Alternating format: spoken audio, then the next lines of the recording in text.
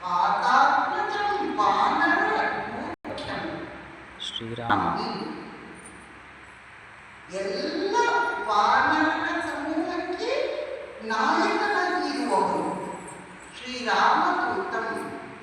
ಅದು ಇನ್ನೊಂದು ಹನುಮಂತಂ ನಿರ್ಭಯತ್ವಂ ಅರೋಗತ ಅಜಾಡ್ಯಂ ವಾಕ್ಪಟುತ್ವಂಚ ಹನುಮತ್ ಸ್ಮರಣಾರ್ಥವೇ.